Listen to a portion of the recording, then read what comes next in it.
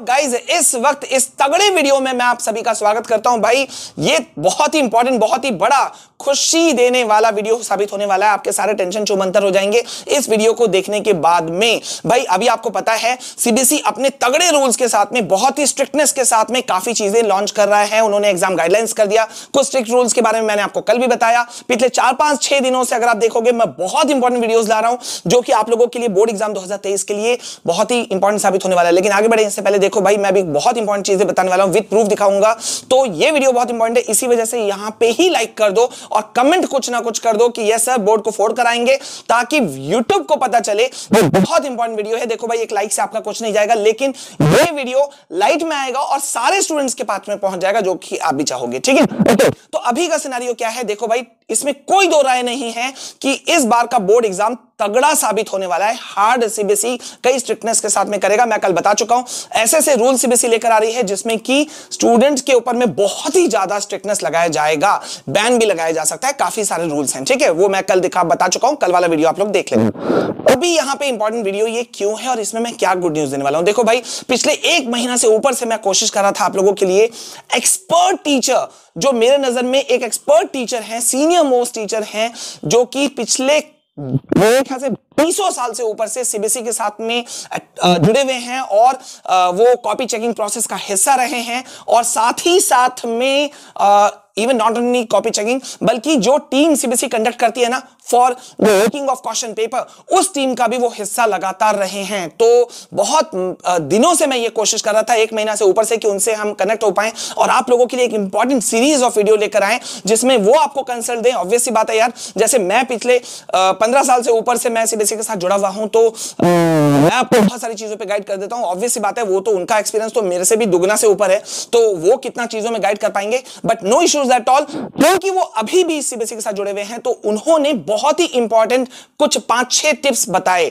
अब वो वीडियो मैं आपको दिखाता जो हमने उनका इंटरव्यू कंडक्ट किया 200 किलोमीटर ऊपर से जा करके, आना जाना मिला करके 200 किलोमीटर से भी ऊपर हो गया।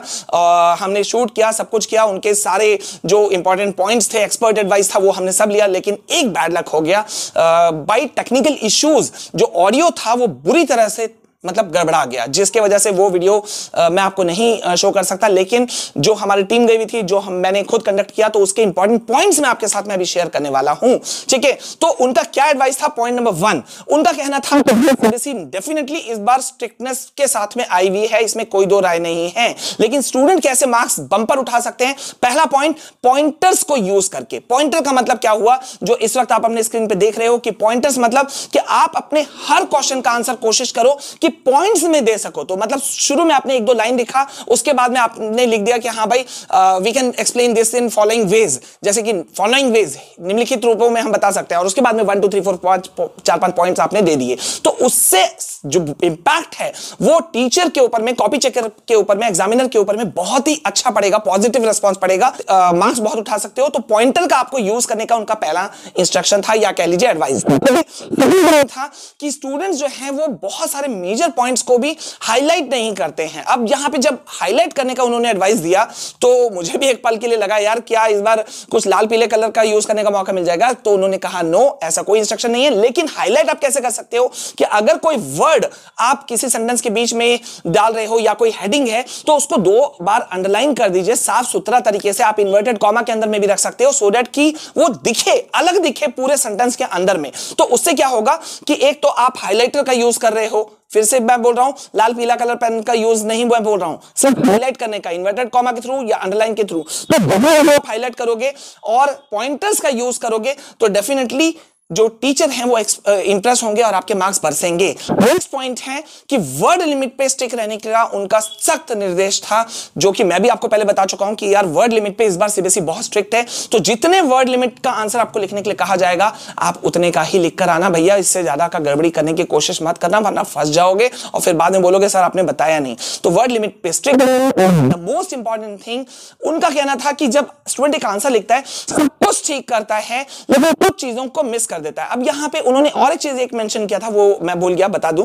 कि उन्होंने जब कहा था कि हाइलाइटर, तो हाइलाइटर में उन्होंने एक और चीज कहा था कि स्टूडेंट्स को बोलिएगा सर कि वो अपने हर आंसर में कोशिश करें कि अगर कोई चार्ट, फ्लो चार्ट, कोई डायग्राम, कोई फिगर अगर वो बना सकता है, ड्रॉ कर सकता है, तो वो जरूर करे, क्योंकि और ड्रॉ करे बल्कि उसे लेबल भी करे, मतलब उसमें कुछ लिखे भी, तो उससे क्या होता है कि टीचर का इंपैक्ट बहुत पॉजिटिव हो जाता है उस स्टूडेंट के ऊपर में। तो ये जरूर कर लीजिएगा, ठीक है। और लास्ट जो उन्होंने मुझे एडवाइस दिया, या कह लीजिए मेरे थ्रू से आप लोगों के लिए भेजा है, वो ये है कि भाई स्टूडेंट्स मार्जिन का ख्याल नहीं रखते हैं अपने आंसर शीट पे। अब मार्जिन मतलब आप समझ रहे हो ना कि आपने कॉपी के बगल में देखा ना एक लाइन रहता है, ये वाला लाइन, हाँ, तो स्टूडेंट लेफ्ट साइड को बहुत ज्यादा याद रखते हैं, राइट साइड को कई बार मार्जिन नहीं दिया रहता है। अब कई बार अगर आपके आंसर शीट में दोनों साइड मार्जिन है, वेल एंड गुड, नहीं है तो राइट साइड में भी आप मार्जिन डाल देना, लेफ्ट साइड में तो डला हुआ मिलेगा। लेकिन उसमें भी उनका कहना था कि भाई मार्जिन में भी एक गड़बड़ी होती है कि स्टूडेंट साइड में तो दे देते हैं,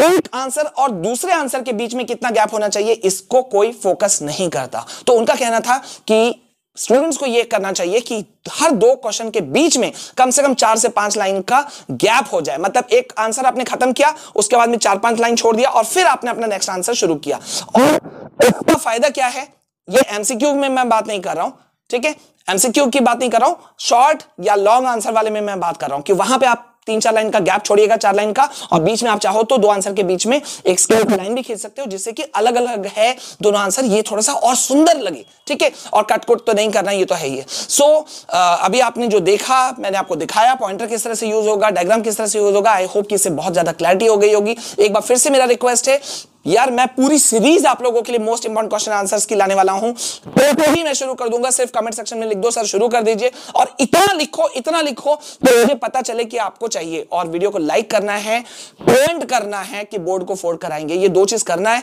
ताकि यूट्यूब को पता चले ये वीडियो इंपॉर्टेंट है, सब तक पहुंचना जरूरी है। और आपको पता है the most trusted channel in the whole YouTube for class 10 and 12 student is this only. So बने रहो मेरे साथ में, मिलते हैं नेक्स्ट वीडियो में। आपको इस वीडियो से कितना फायदा पहुंचा ये भी बताना। मिलते हैं नेक्स्ट वीडियो में। जय हिंद, जय भारत।